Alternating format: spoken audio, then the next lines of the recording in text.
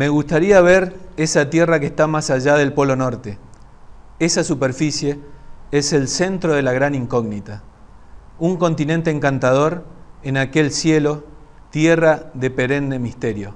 Estas palabras pertenecen, aparte del diario del almirante Richard Byrd, que lo escribió posteriormente a una histórica expedición que realizara enviado al Polo Norte, y en ese viaje él se encontró con la gran sorpresa del interior de nuestra corteza terrestre.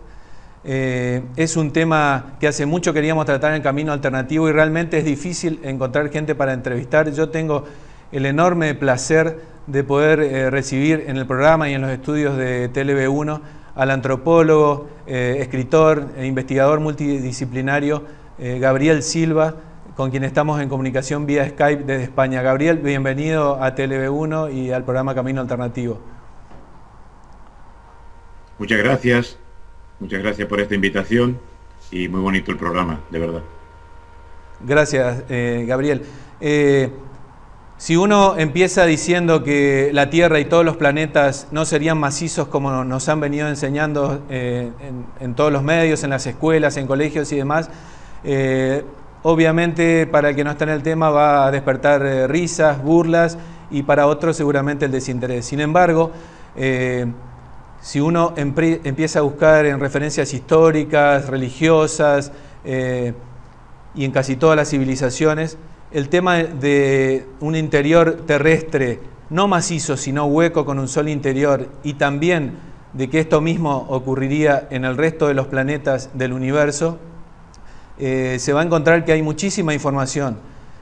Puntualmente, personas muy conocidas como Halley, el del cometa Halley, que todos han escuchado nombrar, y Kepler, entre otros, por nombrar a los más conocidos, han mencionado claramente que la Tierra y los demás planetas obligatoriamente debían ser huecos por una cuestión física. A mí me gustaría, Gabriel, que vos empieces a explicarnos por qué y cuáles son los argumentos físicos y científicos por los cuales tanto la Tierra como el resto de los planetas del universo deben ser huecos y no macizos. Sí, mira, dentro de la física estrictamente es necesario entender este tema que ya desarrolló también Newton. Aquel señor no descubrió la gravedad desde ya, lo que descubrió son, o pudo deducir, fueron algunas leyes en relación a la gravedad universal, incluso muchas cosas que han sido plagiadas por un mito de nuestra civilización moderna, que es el muy famoso, ¿no es cierto?, genio de la energía, Einstein. Albert Einstein en realidad plagió una serie, aparte de plagiarle a su mujer, a Mileva, plagió cosas que ya estaban escritas por científicos mucho tiempo atrás, y uno de estos plagiados fue Newton. Isaac Newton había descubierto ya la relación de la masa y la energía, y gracias a eso pudo comprender en profundidad las leyes de la gravitación universal. El problema es que todo este conocimiento quedó en manos de órdenes esotéricas, y no precisamente de las órdenes, digamos, que tienden a la liberación de las personas, sino a los que quieren acumular poder. Entonces el problema físico es un problema resuelto, del que hablamos enseguida, pero cabe destacar que es tan contundente la realidad de las cuestiones físicas que hacen que todos los planetas sean huecos, inclusive todos los astros, todas las estrellas, dentro de una mecánica cosmogenética, es tan contundente como el hecho político que vivimos, que si lo observamos bien, nos podemos dar cuenta por qué se nos oculta esa realidad. No es una realidad que simplemente no se sepa, como ocurre con muchísimas cosas en todas las ciencias. No es que las cosas no se sepan porque nadie las ha descubierto, porque no se tiene idea, pero no. Las cosas importantes no se saben masivamente, a veces pequeños grupos sabemos determinadas cosas, porque hay intereses políticos, porque el conocimiento es poder. y entonces la gente que quiere tener esclavos, que tiene delirios de grandeza, delirios de control, como la gente que gobierna este mundo, sin entender eso no entendemos el resto. Y por eso me salgo de la física y me meto en la política, porque si no entendemos esto, claro, ahí es donde nos choca tremendamente, como a mí me han chocado muchas veces descubrir cosas que me rompían mi esquema de criterios, mi esquema de conocimiento, hasta que me daba cuenta que ese esquema de criterios estaba realmente manipulado, creado desde la más tierna infancia, porque nos enseñan cosas desde que somos muy pequeños. Luego, la mayor parte de la gente olvida la niñez. Prácticamente el 99 por mil de las personas olvidan completamente la niñez, no recuerdan nada anterior a los 4 años. Pero en esos 4 años, nuestro cerebro ha estado impregnándose de información, y la información que es falsa cuesta mucho luego quitarla. Nos han enseñado que las pirámides son tumbas, que fueron construidas como tumbas. Entonces, pues eso, desde la más tierna infancia, romper ese criterio, cuando es justamente todo lo contrario, las pirámides son para la vida, romper ese criterio cuesta muchísimo. Con el tema de la tierra hueca pasa lo mismo, con los temas políticos y con los temas religiosos y espirituales pasa igual. Por eso, yo lo que voy a pedirle a los oyentes o televidentes es que cuando enfoquen cualquier tema, sea la tierra hueca o cualquiera, traten de abrir la mente a las posibilidades de estar completamente equivocados. Porque cuando aceptamos que podemos estar completamente equivocados en nuestros criterios, es donde abrimos la puertecita para descubrir alguna cosa más. Y a veces las cosas que descubrimos son maravillosas. Porque también es importante rescatar esta frase del maestro Esenio y Jesús el Esenio, mal llamado Jesús de Nazaret, aquel que dijo: conoced la verdad, porque sólo ella os hará libres. Y conocer este tema de la tierra hueca, en profundidad, como tengo la fortuna de conocer, nos permite darnos cuenta de una realidad muy maravillosa que se nos ha ocultado, y cuando uno conoce estas cosas maravillosas, muchos factores de depresión, de angustia, de problemas existenciales, de vacío existencial, desaparecen, porque ello nos lleva a otra investigación y empezamos a respondernos preguntas que nos van a permitir comprender las 3 preguntas terribles que hacen infelices la falta de respuesta a la mayor parte de las personas. ¿Quién soy? ¿Por qué estoy aquí y hacia dónde voy? Si yo tengo más o menos respondido un cuadro de situación de la realidad en lo que hoy en día se llama esotérico, que ya debe dejar de serlo, voy a vivir mucho más feliz. Mi vida tendrá un sentido mucho mejor.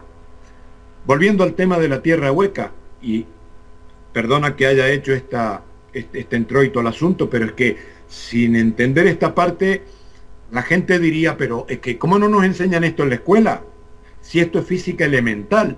Sí, pues mira, es física elemental. De hecho, los estudiantes de física en la Universidad de Buenos Aires, en la UBA, tienen un dibujito de los trabajos de las preguntas que se hacen en algunos exámenes y basándose en los teoremas de Newton, donde presentan la tierra hueca, no hablan en ningún momento de la tierra maciza, porque un avanzado estudiante de física no le entra en la cabeza el modelo de la tierra maciza, porque es absurdo.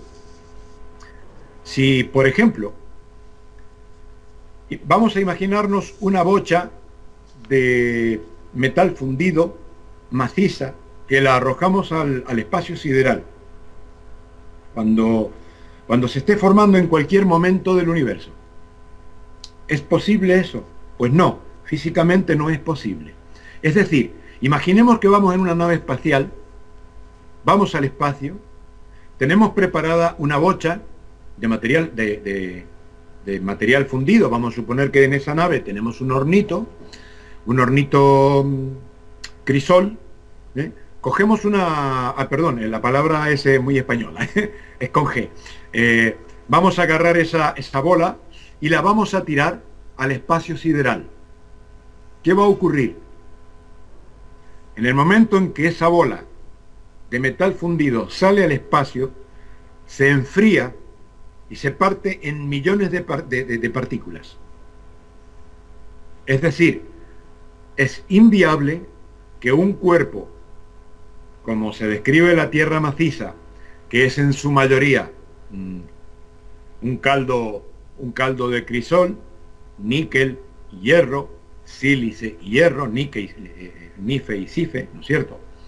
Es imposible que esa masa pudiera tener lugar en una planetogénesis, es decir, no se podría ni formar, porque luego te proponen que luego en el espacio esto se formó, se endureció, hizo una costra, luego hubo todo un proceso. Bueno, a partir de esos elementos solamente y aún con unos cuantos más, sería imposible que exista todo lo que existe, porque por una ley de densidades del hierro, del níquel, del sílice, si solamente tuviéramos la Tierra formada básicamente por estos compuestos, todo lo demás se evaporaría. No habría oro, no habría lugar para la formación de actínidos como el plomo, el uranio, en fin, todos estos materiales que están compuestos por átomos muy complejos, no se podrían haber llegado a formar.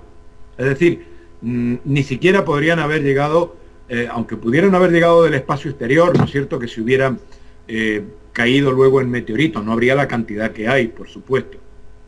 Es decir, la sola composición de la costra terrestre ya hace inviable absolutamente la teoría de la Tierra maciza. Ahora, hagamos un poquito de historia.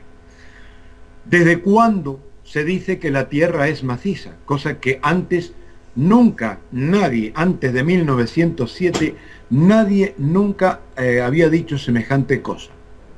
El año que nació uno de mis abuelos, el año 1907, lo recordamos porque justamente había poca diferencia entre, no la recuerdo ahora, pero era entre la fecha de nacimiento de mi abuelo y el día en que se publicó por primera vez La Tierra es maciza en periódicos de muchos países del mundo, la mayoría en inglés, bueno, como un gran descubrimiento científico, ¿no? Es decir, se lanzó una teoría ya dada como un descubrimiento, y no era más que una teoría y además absolutamente falsa. Entonces este tema de la Tierra maciza tiene un interés político, ocultar una realidad que ya estaba empezando a saberse, porque a quienes hemos leído completamente esa obra fantástica, pero que no por fantástica y de ciencia ficción, es terriblemente científica, que es la obra de Julio Verne, pues ahí nos cuenta algunos detalles. Por ejemplo, en el viaje al centro de la Tierra, nos cuenta algunos detalles de lo que pasaría si realmente la Tierra fuera maciza, como ya estaba proponiendo alguna gente. Pues resulta que tendríamos un terremoto recorriendo la Tierra constantemente, cada menos de 24 horas, porque hay una interacción entre el campo magnético de la Tierra, el campo magnético del Sol y la gravedad de la Luna. Entonces, si tenemos las mareas que produce la Luna con el agua, ya se pueden imaginar si la Tierra fuese en su interior mayormente compuesta de hierro, níquel y sílice en estado fundido, ¿no es cierto?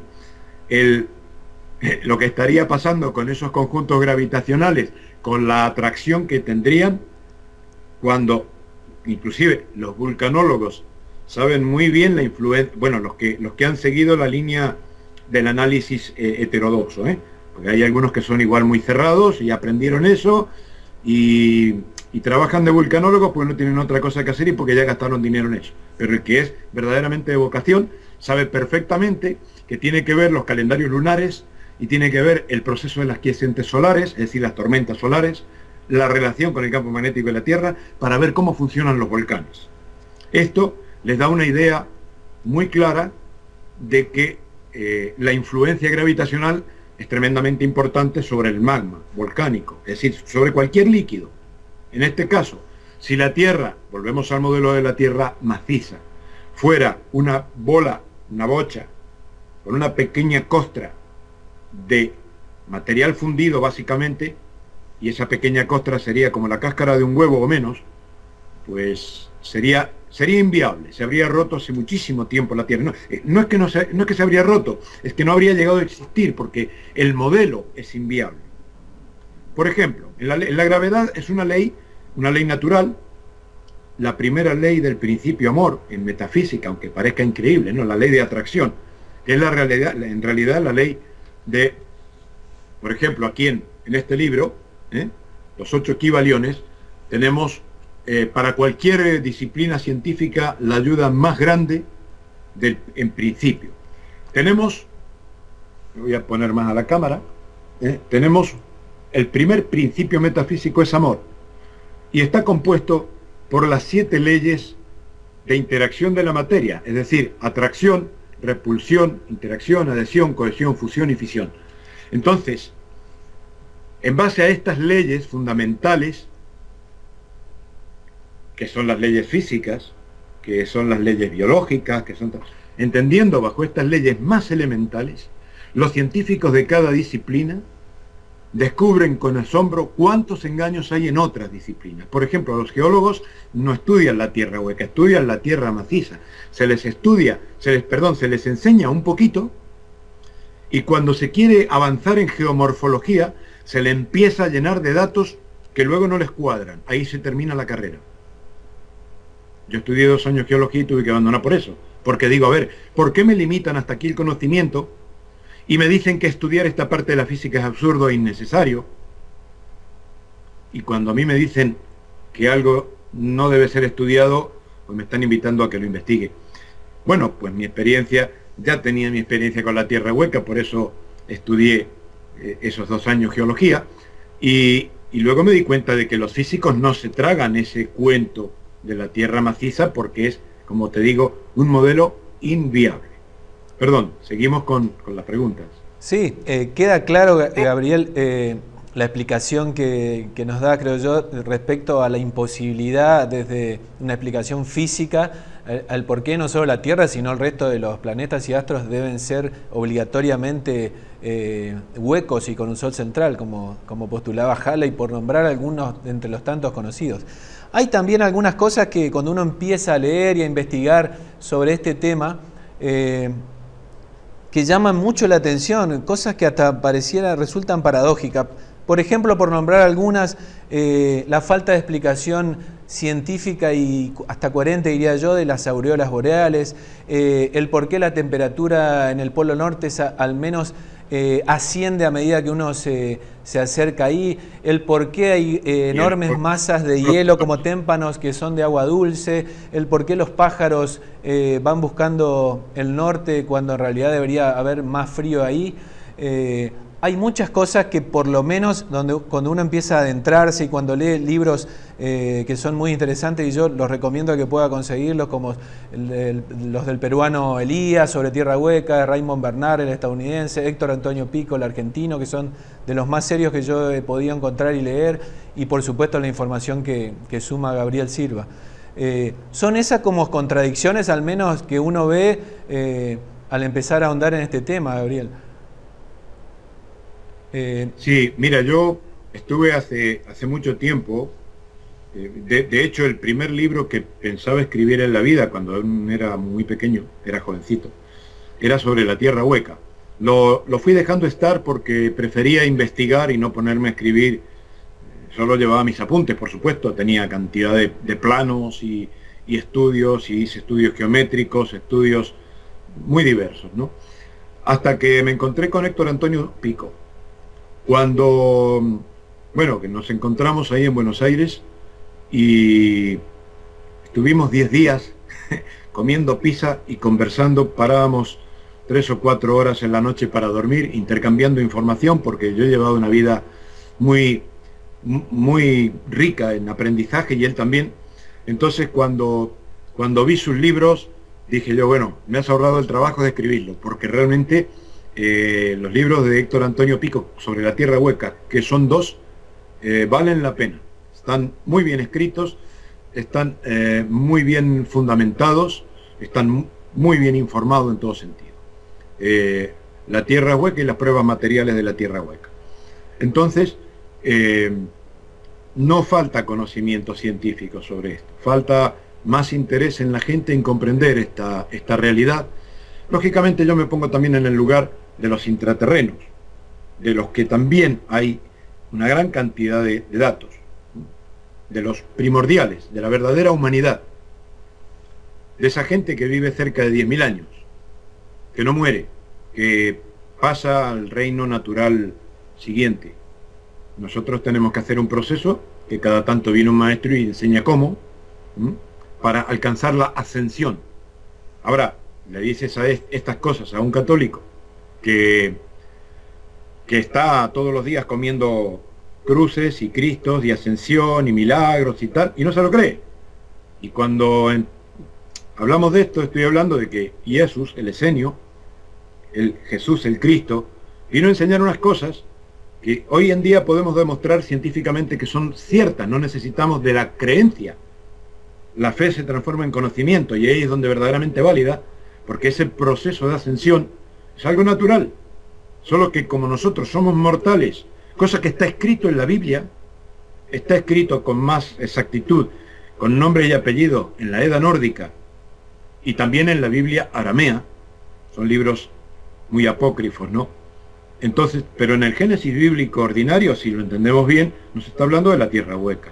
Nos está hablando de un paraíso terrenal, como esos dioses de los que nos hablan los griegos, los vikingos y muchas culturas, los egipcios, que los describen muchas veces con mucho detalle, como Apolo, que cada tanto tenía que irse al polo, es decir, más allá del norte para rejuvenecer, para recuperarse, porque aquel era un primordial que venía a enseñar a los hombres, a estar con ellos, con los mortales, para enseñarles, ayudarles. Todas estas crónicas son pruebas o semipruebas referenciales. Ahora ya cuando pasamos al análisis físico de la tierra hueca, no solo que todas estas pruebas pasan a ser pruebas y no semipruebas, sino que además, pues ya como que no son ni necesarias. Porque decir que la Tierra es maciza desde el punto de vista físico es una aberración, como decir que 2 más 2 son 24 a la quinta. No tiene sentido. Eso está muy claro.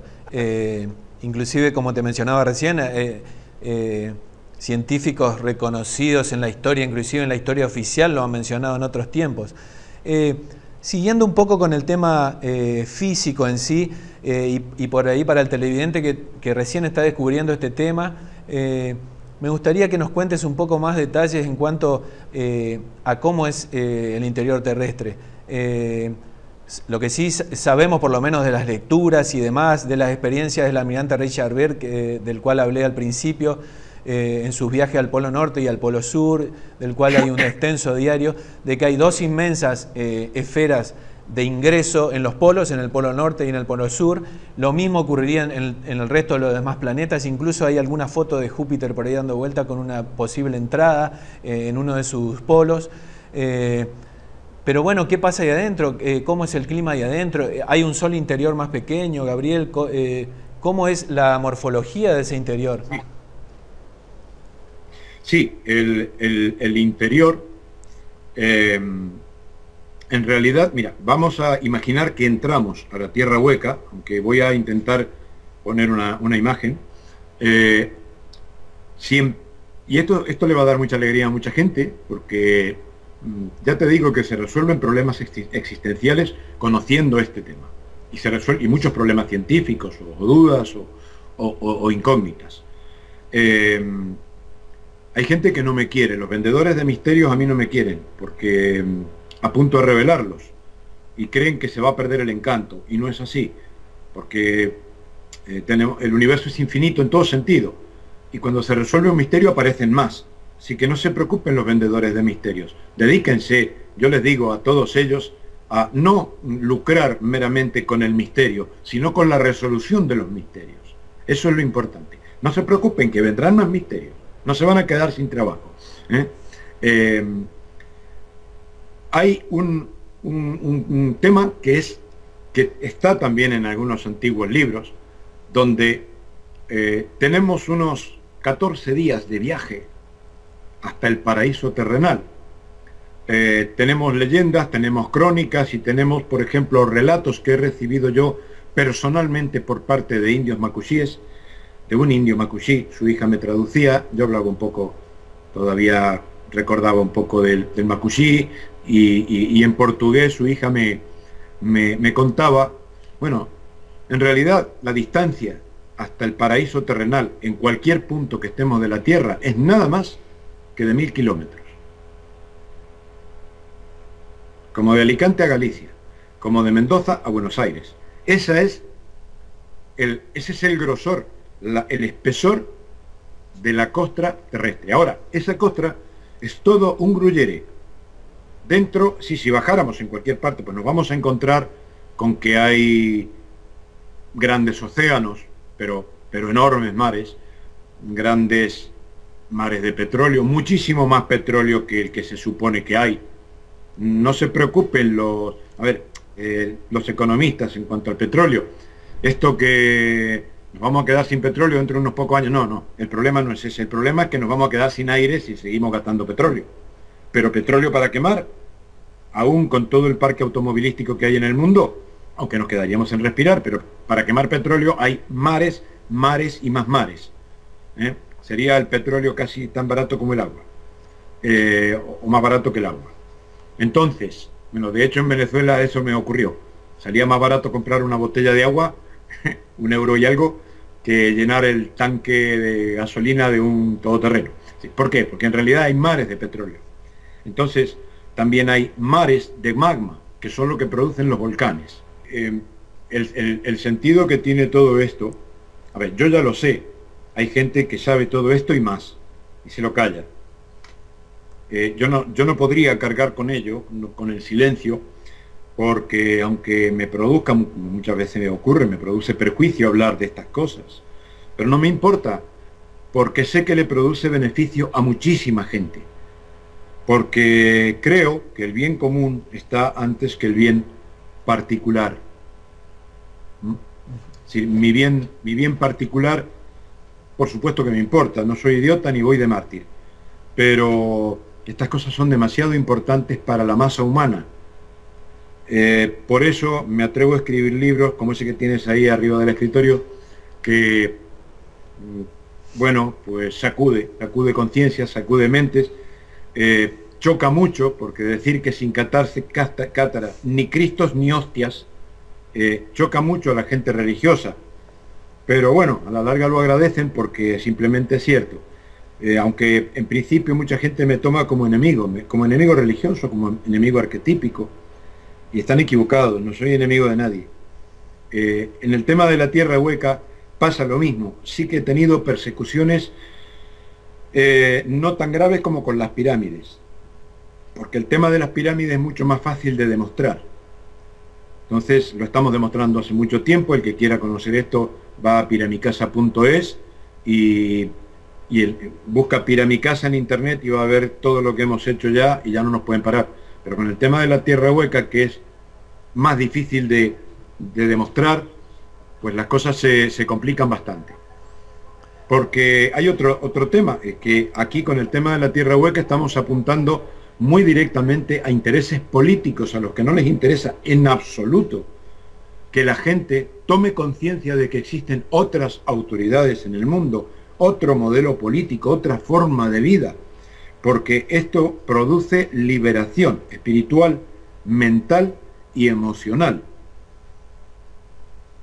Simplemente el hecho de entender que esta política de porquería que hace que la gente sea echada de sus casas, que haya gente que no tiene para comer, que nos muramos, que la mayor parte de la gente pase enfermedades, cuando tú empiezas a trabajar en contra de ello y empiezas a romper ese ciclo vicioso infernal que hace a este planeta algo poco agradable y poco digno, entonces lógicamente tienes enemigos, pero también pues muchos miles de personas que agradecen esta información. Sí, sin ninguna duda, sí. Hablábamos recién yo te preguntaba un poco de que me describas un poco cómo es el interior terrestre, pero porque para que la gente vaya adentrándose en el tema, porque hay muchas versiones sobre climas diferentes, sobre temperaturas diferentes, sobre gravedad diferente. Claro, la relación que tenemos entre lo referencial y el modelo teórico analizado por físicos es maravilloso, porque, por ejemplo, unos señores en Santa Fe, hace ya muchos años, me dieron algunas claves. Estos señores eran físicos, no sé si vivirán, porque estoy hablando de hace, a ver, yo tengo 56 años, estos señores si viven tendrán más de 90.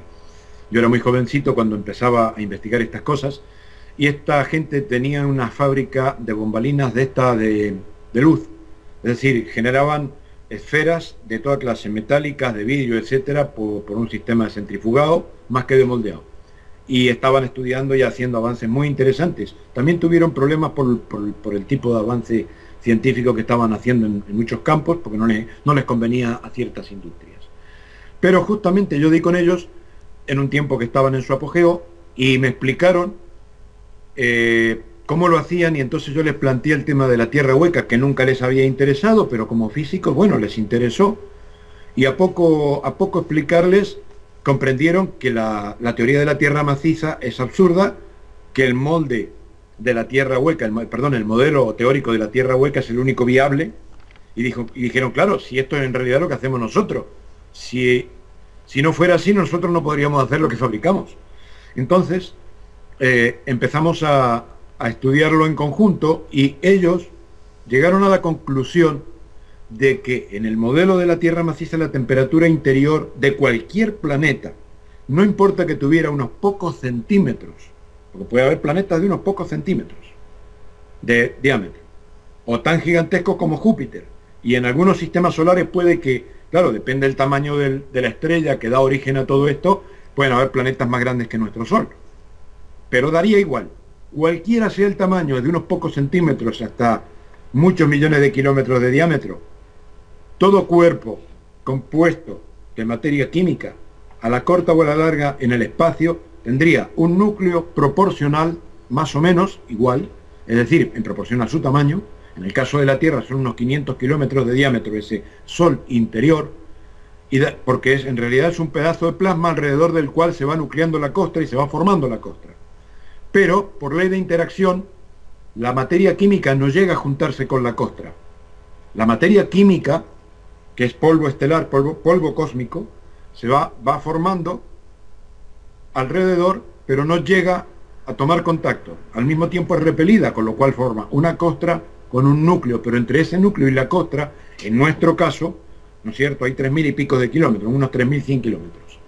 Y dentro está el núcleo, pero ese núcleo es plasma, no es ni CIFE ni NIFE, ni es ningún metal, es plasma estelar, el quinto estado de la materia. Entonces, este plasma estelar es un pequeño sol, ni más ni menos, un pedacito del sol alrededor del cual se formó el planeta. En este modelo, cualquiera sea el tamaño, como he dicho, desde unos centímetros hasta millones de kilómetros de diámetro, no importa el tamaño que fuera el planeta, tendríamos como resultante de las constantes físicas, tendríamos una constante numérica, que en el caso de la temperatura rondaría entre los 36 y los 46 grados. Es decir, lo óptimo para el desarrollo de la química del carbono en el universo.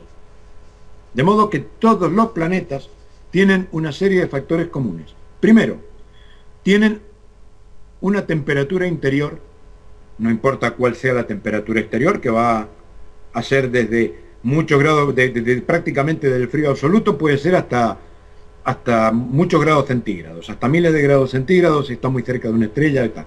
Pero la temperatura interior será igual, entre 36 y 46 grados científicos, grados centígrados, sin importar a qué distancia estén del Sol, porque la temperatura va a estar dada por ese núcleo que es proporcional al tamaño del planeta. No importa a qué distancia esté del Sol central. Entonces esto es una constante. Cuando vemos las referencias de lo que nos describe Bird, como lo que nos describen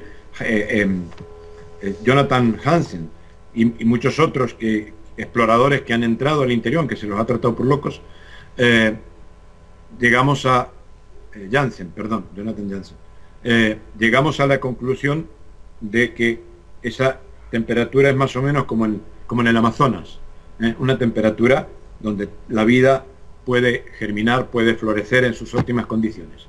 Luego, quiénes la habitan o cómo se forma la vida y todo eso ya es más largo, pero nos vamos a quedar con esta franja que es la costra, donde tenemos una superficie exterior, una superficie interior, y entre medio, en estos 1000 kilómetros, en el caso de la Tierra, como decía, tenemos muchas vacuoides. Vacuoides le llamamos a estas cavidades donde tenemos algunas que son magmáticas. ¿Cómo se forma un volcán? Bueno, se forma un volcán porque cuando se está formando el planeta, todavía la costra está blanda, otros pedacitos de sol chocan con ella, pero no llegan a juntarse con el sol central porque ya hay una costra que le recubre. Entonces penetra en esa costra, pero no la atraviesa completamente. Si la atravesara completamente, pues llega al interior y se junta agranda un poquito el sol interior. Cambian un poquito las cualidades del planeta. No será mucho porque es un proceso cosmogenético, como lo pueden ver en imágenes en la página Ascasis. Ahora, al margen de las explicaciones que hay ahí, estos comentarios le van a servir a la gente para entenderlo mejor.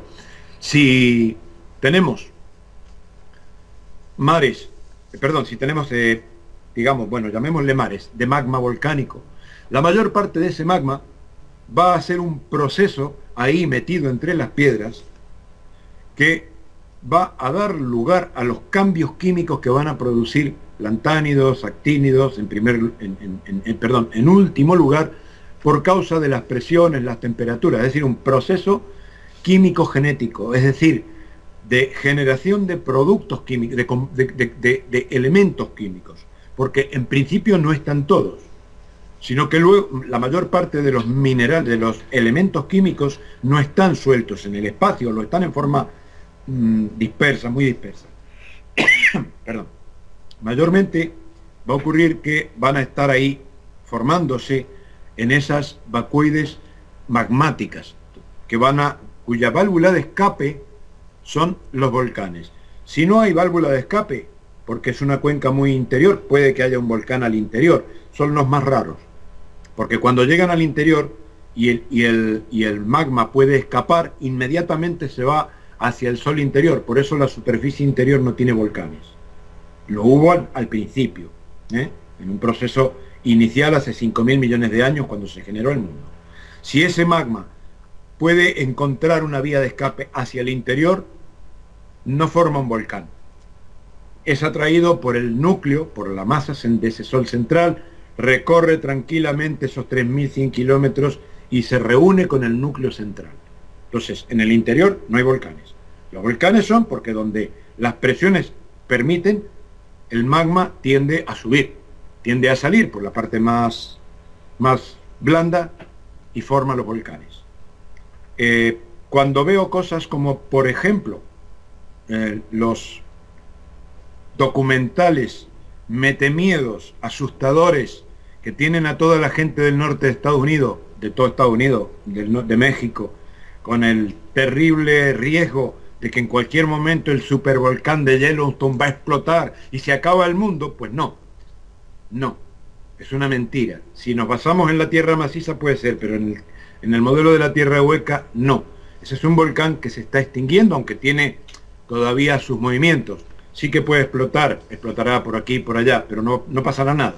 No existirá ese gran cataclismo mundial a causa de ese volcán, porque ese es un volcán muy antiguo que simplemente está perdiendo fuerza justamente porque está muy expandido.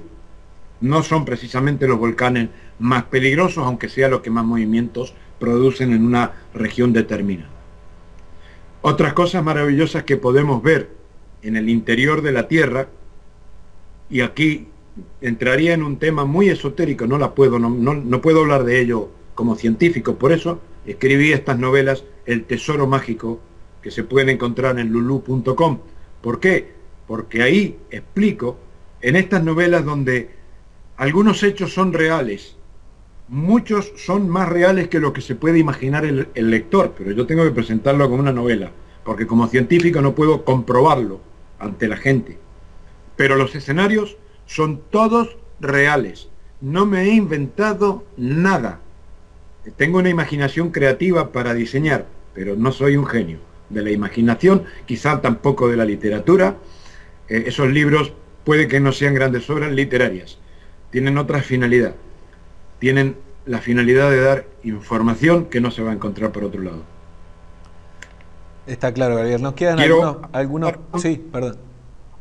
Una pequeña acotación más. sobre la gravedad. Si nos vamos metiendo por estas cavernas al interior de la Tierra y encontramos las cavernas que realmente llegan a la superficie interior, yo he estado en dos, no he entrado en ninguna, aunque en una de ellas podría haber entrado, ya me di cuenta que no era necesario ni conveniente para mí en ese momento. Pero las comprobaciones las tuve muy concretas. Pero si entramos por esas cavernas, va a llegar un punto aproximadamente a los 550 kilómetros de profundidad en cota, no en distancia, porque podemos hablar de muchos kilómetros, imagínate 14 días bajando por las cavernas, ¿no? Pero a 550 kilómetros de profundidad se encuentra una zona de gravedad cero, es decir, vamos perdiendo peso a medida que descendemos. También es mentira que a medida que bajamos 100 metros aumentamos 1 grado centígrado de la temperatura. Tampoco es verdad. He estado a 10 kilómetros de profundidad con este cuerpo. He estado a 10 kilómetros de profundidad.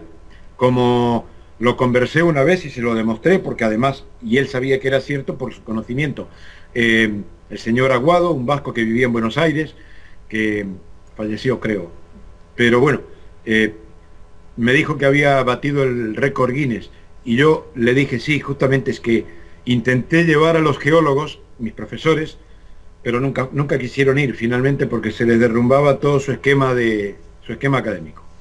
He estado en 10 kilómetros de profundidad y te puedo asegurar que he pasado más frío que calor. Y he encontrado chorros de agua hirviendo, sale casi vapor, y 10 metros más allá un chorro de agua prácticamente helada. Unas rarezas increíbles. Y he estado viendo y comprobando más cosas, que no las puedo decir seriamente como científico, pero sí las puedo escribir en una novela de ciencia ficción, como hasta ahora trilogía El Tesoro Mágico, que ya viene el 4º en camino.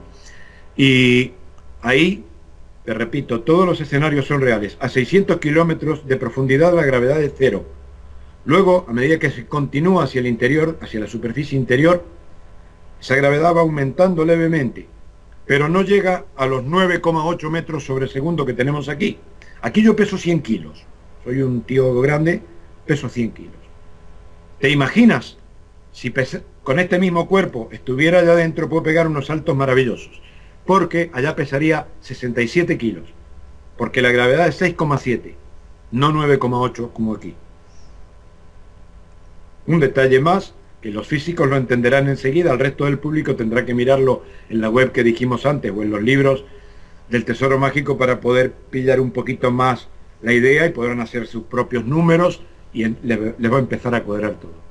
Sí, hay muchísimas cosas paradójicas, por lo menos para los que empezamos a indagar en ese tema, y seguramente los televidentes que se interesen de este tema y empiecen a indagar. Entonces nos explicaba Gabriel que no solo la Tierra, sino todos los planetas deberían tener este formato, por ponerle algún término, hueco, con un sol interno, que sería también el responsable de las famosas auroras boreales que no tienen un argumento o una explicación científica, con dos grandes entradas polares, una en el polo norte y otra en el polo sur, por hablar de la Tierra, con otras pequeñas entradas en el resto del planeta. De hecho, el budismo, si ustedes investigan, siempre habló de contactos con el interior de la Tierra. Y la mayoría de las culturas. Hace poco hablaba con un colega tuyo, Gabriel, hablábamos en privado porque hicimos una entrevista de otro tema, y él le pregunté sobre la Tierra hueca y él me decía que en todas las culturas andinas que él conoce, todos los indígenas le han mencionado el interior de la Tierra hueca. O sea que es algo homogéneo en todas las culturas, y para el que descubre este tema y le pueda parecer una locura lo que estamos planteando aquí, yo los invito a investigar y a ahondarse en este tema. Hay otra cuestión, Gabriel, que a mí también me sorprende, y es que se pueden mandar sondas a Marte, cada vez se puede ir más lejos a través de la NASA, y sin embargo las sondas al interior terrestre apenas llegan a algunos kilómetros y son todas especulaciones en base a sonidos que traen. También se puede hacer taxis espaciales privados al espacio, pero si yo quisiera pagarme una excursión al Polo Norte o al Polo Sur, tengo esa entrada aparentemente vedada. Esto también me llama la atención, y te quería preguntar sobre ese tema. Bueno, mira, yo, claro, inclusive al Polo. Héctor Pico y yo intentamos ir al Polo, que nos dieran hoja de ruta, no le pedíamos nada al ejército, ni al gobierno argentino, ni nada. Y después de, bueno, nos iba a dar 5 minutos, pero al final nos tuvo hora y pico más, no me acuerdo, mucho rato, conversando el que era en ese entonces el director del Instituto Nacional Antártico, el señor Leal, el general Leal. Bueno, finalmente nos terminó reconociendo que lo que nosotros sabíamos era cierto, pero que de ninguna manera nos podía dar hoja de ruta porque está prohibido, porque lo prohíben las leyes internacionales y porque nos bajarían los aviones norteamericanos. Es decir, que las YANAP, estas J, se escribe JANAP, cualquiera que lo busque en internet puede ver, hay leyes de aeronavegación que impiden ir al polo. Cuando llevan turistas a la Antártida, pues no avanzan mucho, o sea, les llevan ahí a las costas y unos poquitos kilómetros más adentro, porque tampoco puede esta civilización meterse más allá. No se puede sobrevolar impunemente la Antártida. En la Antártida vive gente. El problema es que, y no de esta civilización, el problema es que entramos en otros datos políticos que son de extrema gravedad. Y ahí es donde yo ya no puedo hablar, porque si no me empiezan a colgar medallas que no me corresponden.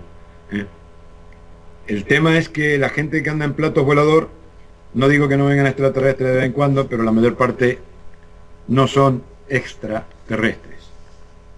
No estoy negando que vengan extraterrestres a la Tierra, que haya gente que pueda tener contacto con extraterrestres y demás. Pero aquí hay una realidad política muy diferente y muy peliagudo hablar de ello. Y de verdad lo digo, que aquel que quiera saber, que busque. Porque les aclaro que nací en 1959.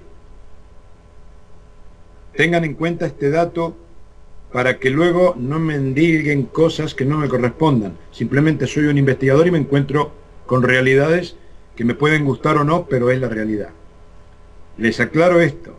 Nací en 1959. Por favor, los televidentes, ténganlo en cuenta a la hora de buscar esta información, que no tengo nada que ver con aquello. Pero les voy a dar una palabra clave para que busquen en internet. Esa palabra es Haunebu, con H. Significa habitante del Mediterráneo. H-A-U-N-E-B-U.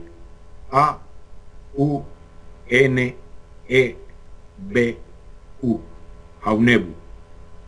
Cualquiera que busque en internet esto va a encontrar un lado del tema OVNI, un lado que está relacionado a la Tierra Hueca también, pero como está relacionado a la política, cualquiera que lo hable hasta puede ser penado legalmente en algunos países, porque decir la verdad o decir tu opinión en algunos países, que aunque no tengan nada que ver con nadie y aparentemente no afecten a nadie, tiene penas legales. Es decir, vivimos bajo una tiranía global en la que tocar determinados temas es muy peligroso.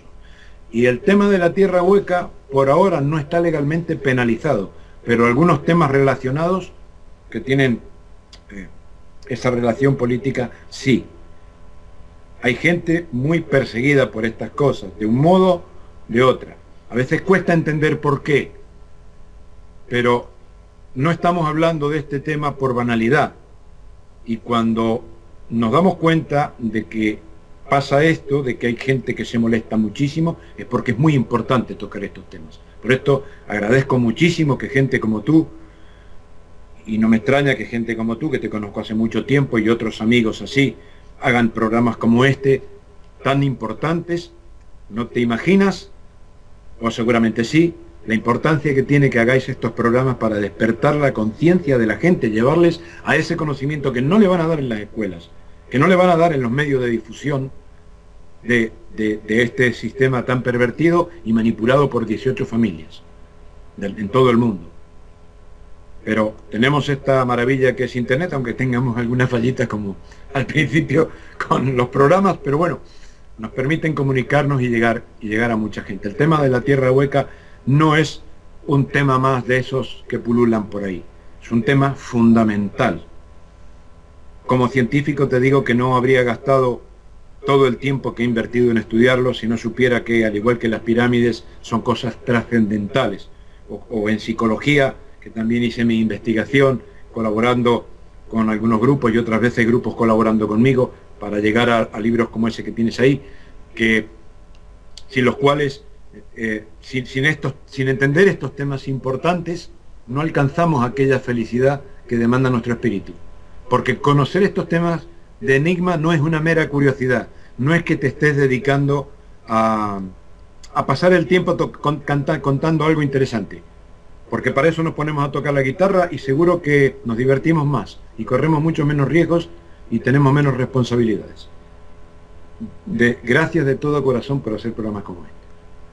Te digo también que hay geólogos, geomorfólogos que conocen muy bien este tema, pero si tienen un sueldo del Estado, si dan cátedras, si enseñan, o si trabajan en una empresa privada inclusive, que no son su propia empresa, pues no se van a animar a hablar de esto. No se van a animar, los que lo saben, los que han investigado, no podrán hablarlo porque es como muchos médicos que utilizan pirámides y utilizan nuestras pirámides de maravilla, pero no se animan a hablar a su colectivo médico ni a decirlo en público porque si no se les echan encima, aunque logren los milagros que la medicina tradicional no pueda lograr en muchas cosas. Y eso es así, eso es así.